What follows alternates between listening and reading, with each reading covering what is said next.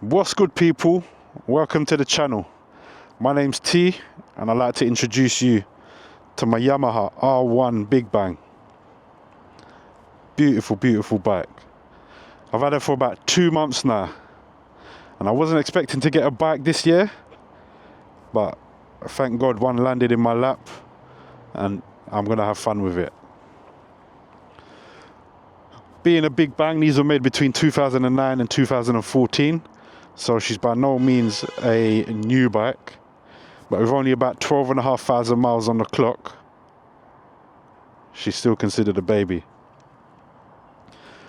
That being said, she's got some scars. So, a few little scuffs on the front, sort of along the side, along the back. The carbon could do with a bit of attention. Got some paint peel. The grips have seen better days. Some of the fairings could do with replacing. Probably put a different bit of double-sided tape on that for the meantime. But again, when I'm riding, my knees are nice and tucked in here, so that doesn't fly about. Got the twin Akrapovic full exhaust. It does warm my bum up when I'm sat in traffic and I ain't moving.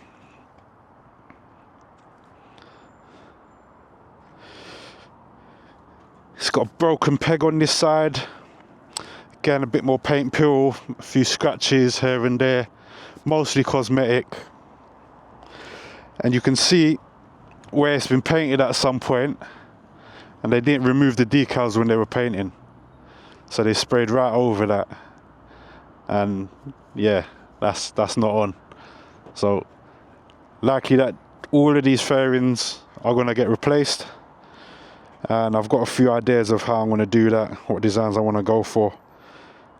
And hey, if you're coming along on that journey with me, you'll get to see how this bike transforms as we go into the next season, next year.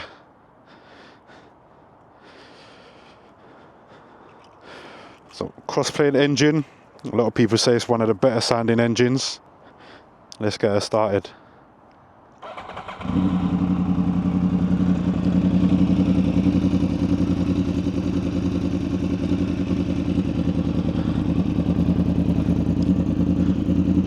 Sounds mean.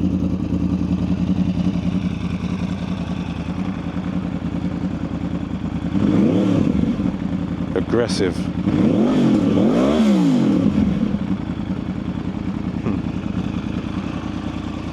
But yeah, enough of that. Let's get her out on the road.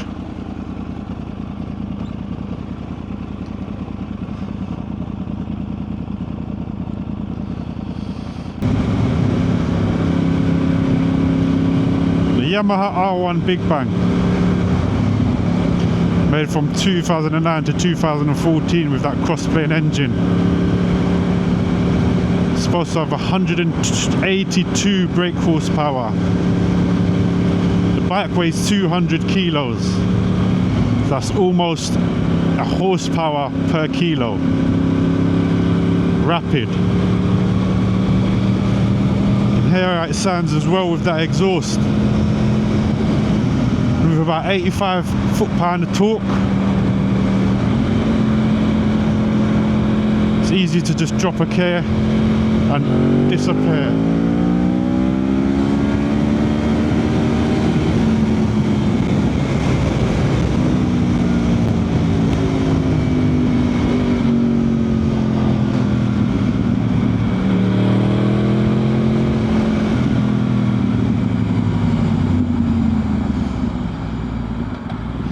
Now remember, always ride responsibly.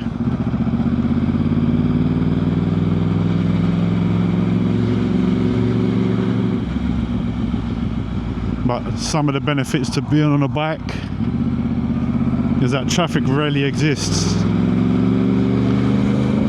But what can you expect from this channel? Well, everything I do, I'll be hoping to take you along with me.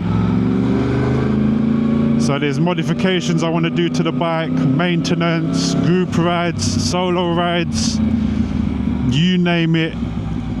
I'll be trying to bring you lot along with me. So all I've really done with the bike at the moment is ride it, get used to it, get comfortable with it, get a good understanding of the power, how it delivers and how it behaves. Now, by no means a professional rider, and because of that I plan to go on track days, wheelie school, all of that sort of stuff, so I can really be in tune with this bike.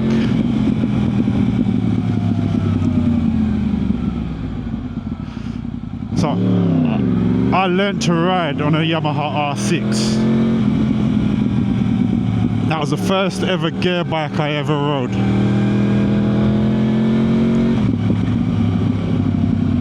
And I honestly thought I'd never go beyond the 600 class, because for city riding, a lot of that stuff, you don't really need more than that.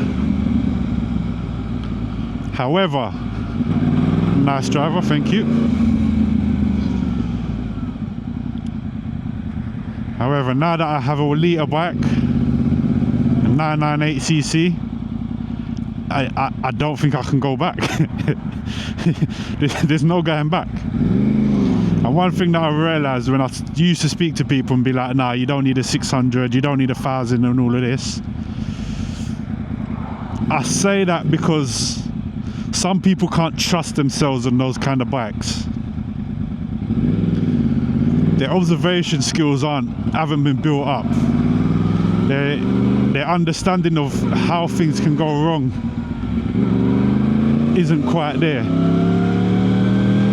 And for someone who's not been riding for a while or not in tune with the ways of the road, jumping on big bikes is not advised. But for myself, I started on 600s. First bike again after that was a Yamaha R6, a 600. I had 750s, I didn't quite like that. My last bike was a Jigsaw 600 K7. Loved it. Left it unlocked one night, fell asleep thinking I was going back out, got stolen. And that was the last big bike I owned, and that was going 10 years ago. But going back to the point about getting 600s and 1000s when you're sort of early on in your riding career, you have to remember that you're in control of the bike.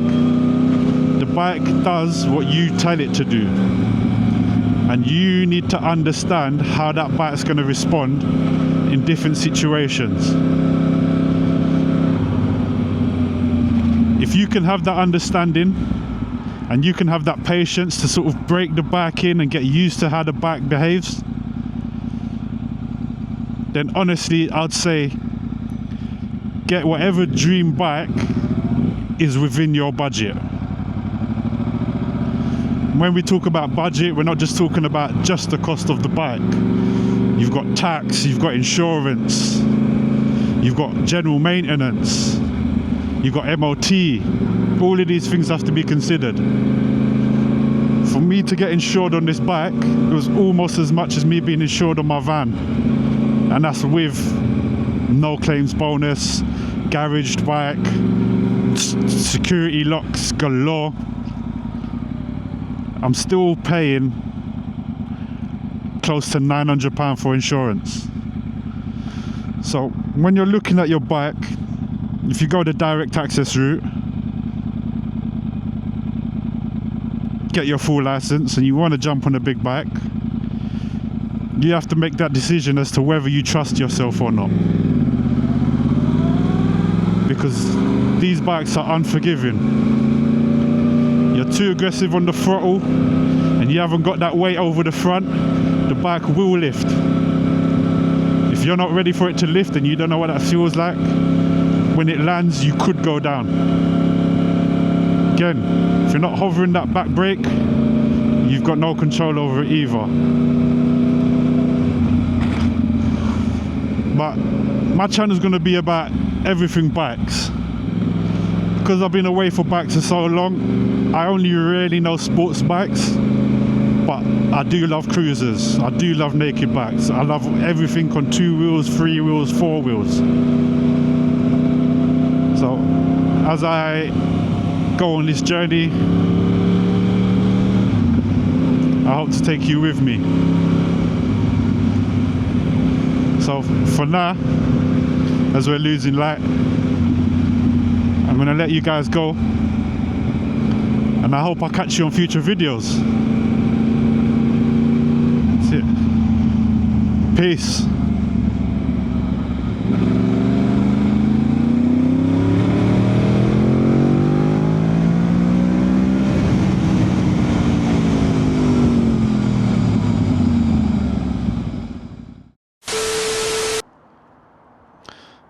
Take 1. I didn't even see this car. I could have gone around the outside. Take 2. Getting back used to the riding. So take 3. 1, 2, 3, 4. Take 4. I think that's the thing about these bikes though, man. You can't really pick up prostitutes. It's not easy to curb crawl on these kind of bikes. Not that that's what I do, but you know. Take 5.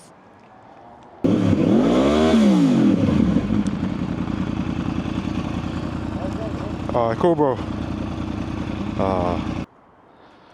Take 6 or 7. I don't know. 6 or 7. One of them. I don't know.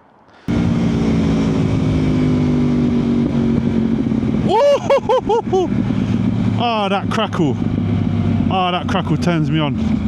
Oh, it turns me on in a way that you don't understand. I think one thing that I'm going to be using a lot on this channel is AI. And I'd like to introduce you to my new R1 Big Bang. Oh, that was... Apparently, I heard on the grapevine that you could do about 95 in first gear on this. Apparently, you know, that's the word on the street.